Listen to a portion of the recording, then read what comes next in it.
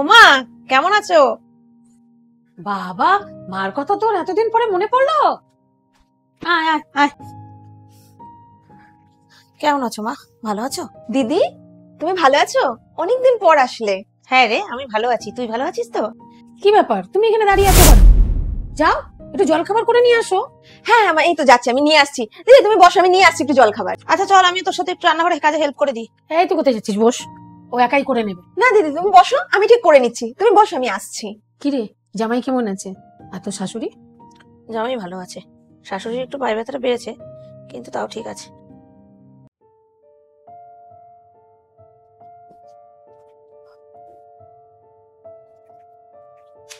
কি সুন্দর দুরকম পাপড় ভাজ। কি হলো বৌমা, তুমি এখানে বসে আছো? যাও ছাদের থেকে জামা কাপড় গুলো নিয়ে আসো।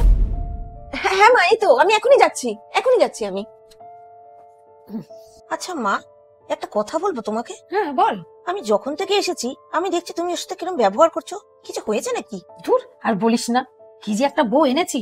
আচ্ছা তুই বল, ঘরের বউ একটু তোর কাজ টাজ তো ঠিক মতো করবে? হ্যাঁ, সুযোগ পেলেই ফোন নিয়ে বসে পড়বে। এটা একটা হয় বল তো? কি বলছো তুমি?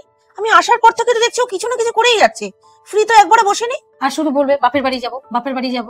আচ্ছা, ও যদি একটু বাপের বাড়ি যেতে চায় ওকে যেতে দাও না কেন? আমি তো তোমার কাছে এসছি মা, ও তো কারণ মেয়ে। সে না হয় বুঝলাম, এত ঘন ঘন বাপের বাড়ি যাওয়ার কি দরকার বলতো? এই তো 2-3 মাস আগে গিয়েছিল। 2-3 মাস তো অনেকটা দিন মা।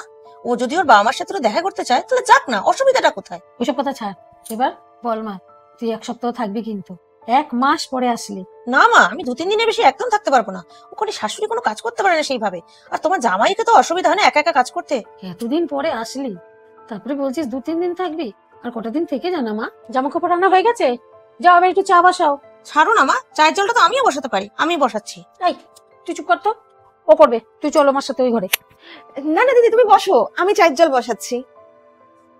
মা, চা আপনাদের। হ্যাঁ হ্যাঁ ঠিক আছে, রাখো এখানে। মা বলছিলাম, আমার একটা কথা বলার ছিল আপনাকে। আমার মা ফোন করেছিল কিছুক্ষণ আগে, আমার মায়ের শরীরটা খুব একটা বিশেষ ভালো না। আমি কি 2 দিনের জন্য বাপের বাড়িতে যেতে পারি? দেখেছিস আমি কি বললাম? তুই এসেছিস না, এখন ওর ইচ্ছে হচ্ছে বাপের বাড়ি যাওয়ার। এই তুই এখানে দাঁড়া 1 মিনিট। আচ্ছা মা, আমি তখন থেকে দেখে যাচ্ছি যে তুমি ওর সাথে খুব খারাপ ব্যবহার করছো। কেন করছো মা তুমি এরকম? আচ্ছা, ওর মা শরীর খারাপ, ও যদি একটু বাপের বাড়ি যেতে চাইছে তুমি ওকে কেন যেতে দিচ্ছ না? আচ্ছা, ও তো কারোর মেয়ে, আমি যেমন তোমার মেয়ে। আমার বিয়ে হয়ে গেছে, আমি এখন চলে গেছি শ্বশুর বাড়িতে, এখন তো তুমিই ওকে মেয়ের মতো করে রাখবে, তাই না? প্রত্যেক শাশুড়িরা যদি বউদের এরকম ব্যবহার করে, তো তারাও তো পরের ঘর থেকে এসছে, তারাই বা তোমাদের মায়ের নজরে কি করে দেখে বলো? প্রত্যেক ঘরে শাশুড়িরা যদি তার বৌমাকে যদি নিজের মেয়ের মতো করে দেখে, তবেই তো সংসারটা সুখের হবে, তাই না মা? হ্যাঁ রে মা, ঠিকই বলেছিস, ওর সাথে এরকম ব্যবহার করা আমার উচিত হয়নি। এসো মা, বসো এখানে।